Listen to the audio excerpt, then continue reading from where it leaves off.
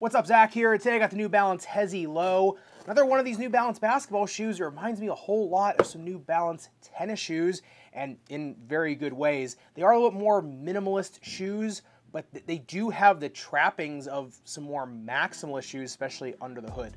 Let's get into them. And thanks to New Balance for sending me a pair of these over to check out. However, this video is not sponsored. I'm under no obligation to make a video, and of course, all opinions are still my own.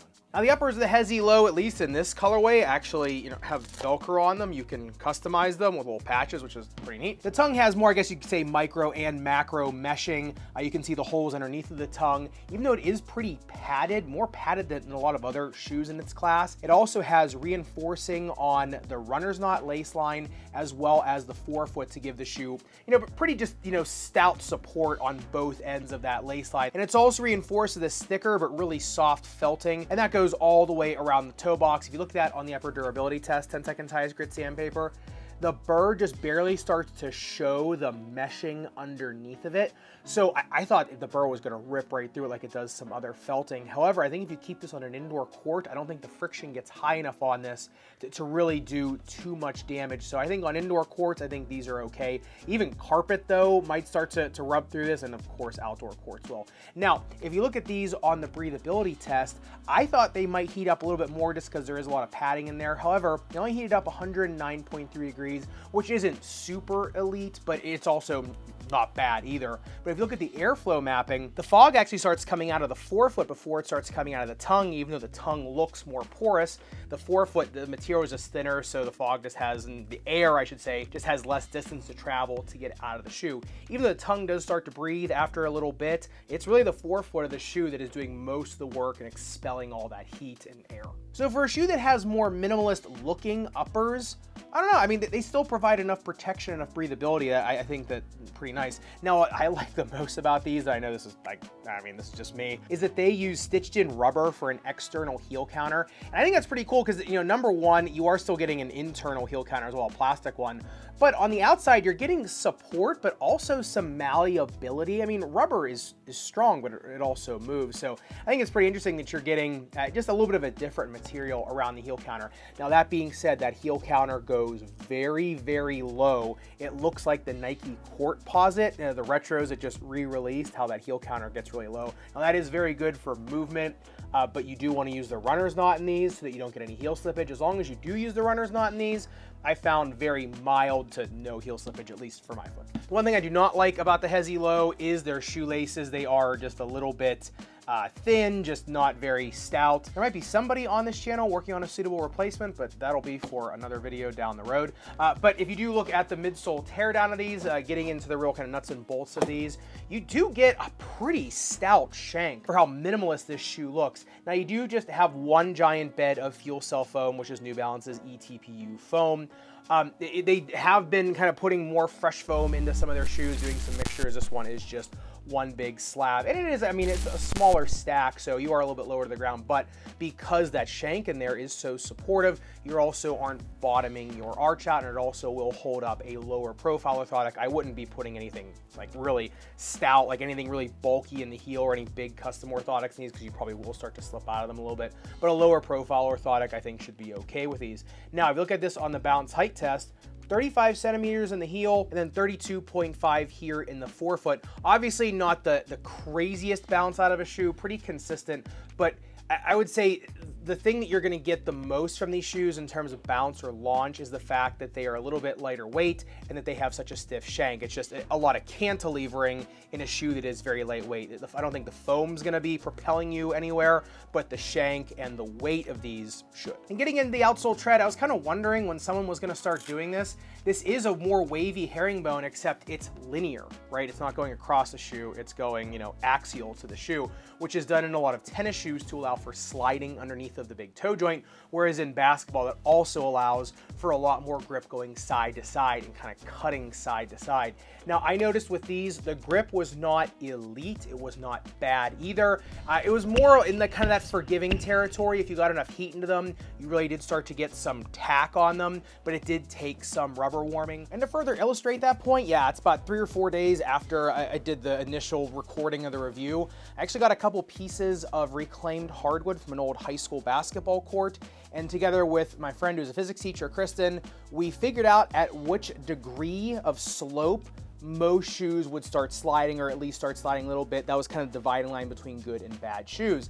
Now on the Hesi Lows, they do start with some good initial grip. They then slide, and then they actually do come to a stop again before going back down, which ironically really does match up with how I thought they felt before I did this test. You get enough rubber warming into them, and then they do develop some stopping power. Now, no, I do not have any weights in these shoes because everybody is a different weight. My weight is going to be a lot different in a shoe versus LeBron James. And remember, if you start adding too much weight, it equalizes all the shoes, because at a certain weight, everything will just, stick to the ground. So when I talked to my friend, she said the real variable is the slope, because you have the force of gravity coming down. That's kind of the consistent weight, and the weight of the shoe does matter, because that is going to increase the static coefficient of friction. So I'm going to be doing this on every shoe now, because I do think it is a good test just to kind of match up with what I'm seeing on the court. The Curry 11s right now are the absolute winners at this test so far.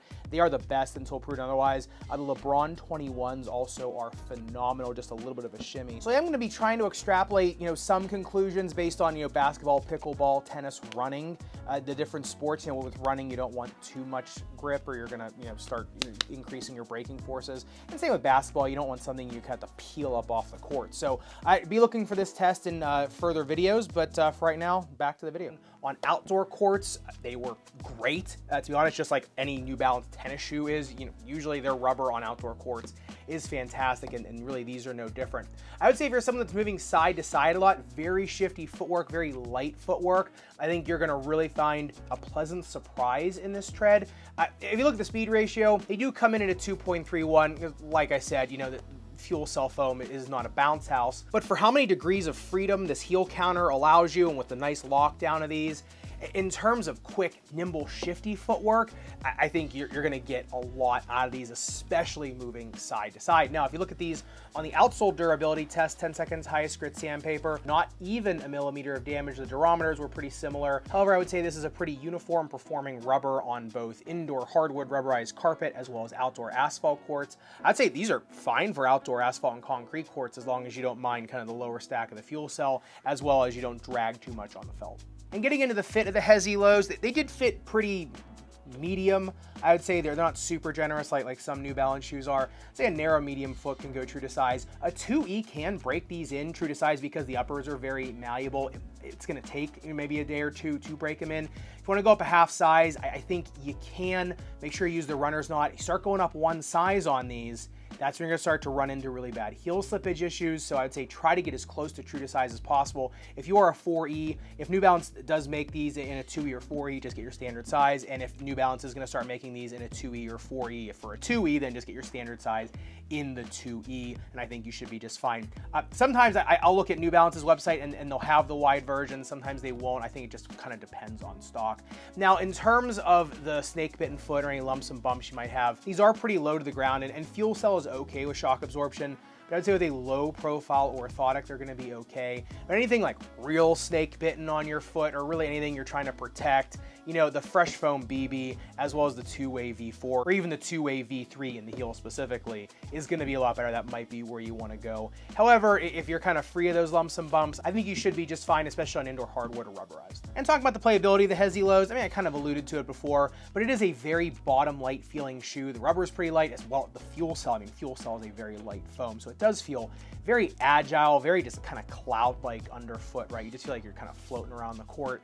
It is a very shifty, very agile shoe, especially with this heel counter. It feels a lot like the New Balance 696 and 796 in the tennis category, which have the same feelings underfoot. This one just has a little bit more containment, just a little bit more protection in the uppers. I do think this is a fine pickleball shoe. I think it's an okay tennis shoe as well, as long as you're on a big slider or dragger. So this is a really nice kind of all-in-one shoe for you if you like kind of the trappings of the 696, but want something maybe a little bit more protective. Even people that like the New Balance 996, I think, would like these as well. Like they said, they're not going to win any awards for shock absorption, or they're not going to make a lot of friends in the power forward or center category. But someone who wants something very bottom light for very quick, shifty, agile footwork, and someone who's trying to create space, trying to create separation, I think is going to like the feeling of these, and is going to like that bottom light, very easy side-to-side gliding footwork type feeling in the Hesi Lows. So I mean, I would love to hear your thoughts on these, especially because I didn't think they were going to play as well as they did when I got them on foot, but once I got the rubber warmed up and kind of once I got used to them, I really did find, especially on hardwood, they really came alive. On outdoor asphalt and concrete, like I said, they felt just a little bit kind of dull. I think maybe with like the Power Step Pulse, or maybe like, you know, the Move Game Day Pro, I think something low profile like that, I think will kind of bring them to life a little bit more on those outdoor courts, whereas on hardwood, you know, they felt really nice. So I'd love to hear your thoughts in the comments down below, and especially because I wasn't expecting something like this from New Balance this year. So love to hear your thoughts down below. And if you want to see the older sibling to the Hesi Low, the New Balance two-way V4, just an absolute beast going to the knife, make sure you click into this video up above and subscribe down below. Respect your rubber and foam. I'll see you somewhere in the Sneakerverse.